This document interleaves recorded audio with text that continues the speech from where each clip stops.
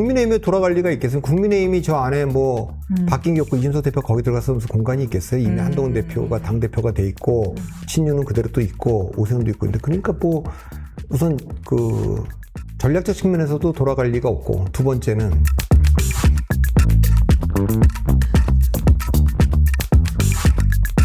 조혜진 의원의 페북 내용은 뭡니까? 이제 올 때가 됐다. 왜 도대체 야당 거기 껴갖고는 범야권 거기에 껴갖고는 이렇게 반국가적인 행위에 반체제적인 행위에 동참을 하느냐. 그 성격 맞지도 않지 않느냐. 원래 원하는 건 보수고 조용한 보수 아니느냐. 개혁적 보수. 그렇다면은 이제 한동훈 체제가 돌아왔으니 한동훈 체제와 함께 손을 잡을 때가 됐다. 돌아와라. 이런 이야기를 했고요. 이에 대해서 이준석 의원은 아무런 입장을 밝히고 있지 않은 가운데 허은하 대표가 라디오에서요. 새 들어서라도 좋으니 난 우리 집 짓겠다라고 했다라고 합니다. 이 의원도 같은 생각일까요? 왜 2주 동안 아무 말씀이 없으실까요? 여러 번 밝히지 않았어요? 그리 안 돌아간다고? 예, 그러니까 이미 밝혔다. 예, 그러니까 이건 더 얘기할 필요가 없다. 예, 그렇죠. 국민의힘에 돌아갈 리가 있겠어요? 국민의힘이 저 안에 뭐 바뀐 게 없고 이준석 대표 거기 들어가서 무슨 공간이 있겠어요? 이미 한동훈 대표가 당대표가 돼 있고 친윤은 그대로 또 있고 오세훈도 있고 있는데 그러니까 뭐 우선 그 전략적 측면에서도 돌아갈 리가 없고 두 번째는 개혁신당이 그 국민의힘에서 나온 분들만 있는 게 아니에요. 여기 이제 뭐 조응천, 뭐 이현우, 뭐 금태섭 이런 분들이 다 있는 당이잖아요. 양양자 이런 분들이. 그러니까 그거는 이제 민주당하고 나온 분들이기 때문에 그것 때문에도 움직일 수가 없을 것 같고요. 그다음에 이제 세 번째는 물론 저도 192 대 108이라고 하는 프레임에 갇히면 안 된다고 봅니다. 그럼 개혁신당이 없잖아요. 192 대 108이면. 그러니까 정확하게 189 대 3 대 108의 구도를 만들어야 되는 거예요. 그럼 그 3이 커 보이거든요. 그러니까 그 얘기는 천하람 원내대표는 조금 전체적인 행보를 보면 192쪽에 그 자연스럽게 몸을 실는 것 같아요. 지난번에 강복절 행사 때도 거긴 안 간다 그러고 그 야당 그 전날 야당 쪽 연석회에 나가서 그렇게 움직였고 원내대표가 그렇게 안 갔는데 당대표인 허은하 대표는 강복절 행사에 참여를 했어요.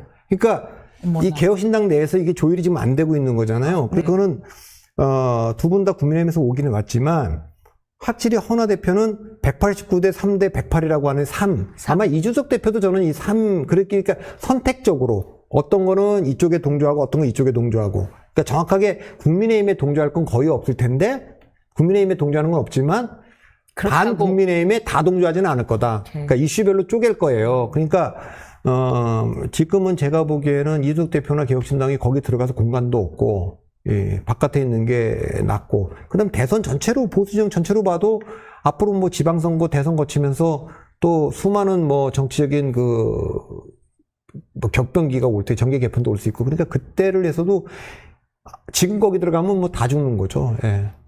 그러니까 뭐 저는 그 조혜진 그냥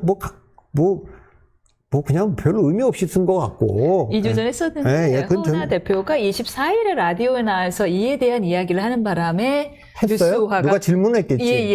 질문을 해서 거기에 답을 해서 뉴스화가 됐다라고 합니다. 한편 김종인 전 국민의힘 비대위원장도 라디오에 나오셨어요. 2027년 대선 유력 주자로 한동훈 대표, 이준석 의원을 꼽고 있습니다. 오세훈 시장은 안 뽑았어요? 정확한 말씀 주셨어요. 오세훈 시장이랑요, 홍준표 시장은요, 시대가 수용하기 어려울 것이라고 워딩하셨네요. 이게 무슨 의미예요? 시대가 수용하기 어려울 것. 그러니까 세대 교체가 좀 돼야 된다는 의미로 말씀하신 것 오세훈 시장 같은데. 젊으신데. 한동훈 그 남아 있는 분들 중에는 뭐 우리가 보면은 홍준표 시장이 연세가 제일 많고 여론조사에 나왔던 분들 중에는 뭐 안철수, 원희룡 이런 분들도 있지만 그 연배를 보면 그래도 오세훈 서울시장이 그래도 아직 살아있는 카드 중에 하나잖아요. 61년생. 61년생이죠. 한동훈 대표가 73. 이준석 84, 의원이 85. 12살째 다 띠동갑들이. 그렇군요. 그래서 제가 지난번에 한번 어느 신문에 칼럼 쓸 때 결국 60년대를 대표해서 오세훈, 70년대를 대표해서 한동훈, 80년대를 대표해서 이준석이 움직일 거다. 이렇게 얘기를 하고 있는데 민주당, 국민의힘은 또 변화가 있어요. 그 안에 지금 이준석 대표를 대체하는 사람 세력들이 크고 있어요. 이미. 아까 이번에 전당대회 나오지는 않았지만 김재섭 의원이 사실 천목회라고 하는 그 낙선자 그룹이 주지만 그 천목회 그 이재영 대표 그 강동에 나서 그분이 이제 뭐 지금도 대표인지 모르겠습니다만 그 원래 이승환, 김재섭, 이재영이 3인이 계속 치고 나갔기 때문에 거기 현역원으로서 김재섭 의원이 참여하고 있고 한동훈 위원장이 내년에 9월에 만일에 그만둔다. 그러면 그 전당대회를 하게 되면 그때는 지방선거와 대선이 다가오기 때문에 제2의 이준석 바람을 일으키면서 김재섭이 그땐 던질 거예요. 그러니까 유승민 대표가 어려워진다고 얘기하는 거는 지금 그 얘기일 거예요. 그러니까 유승민이나 뭐 오세훈이 가져갈 수 있는 표는 그런 표는 이미 한동훈, 이준석으로 넘어가고 있는 중이다. 그 중도표라고 하는 중도 거니까 혁신파. 그 제가 뭐 리틀 이준석이라고 얘기했던 리틀 유승민이라고 했던 이준석이 이미 리틀이 아니고 넘어서고 있는 단계이기 때문에 뭐 아마 김종인 의원도 그런 얘기를 한 것 같아요. 예. 근데 저는 오세훈 서울시장까지는 그래도 오세훈 서울시장은 대선에 나온 적은 없잖아요. 그러니까 뭐 원희룡, 홍준표, 뭐 안철수 이런 분들은 여러 번 어쨌든 등판을 했던 분이기 때문에.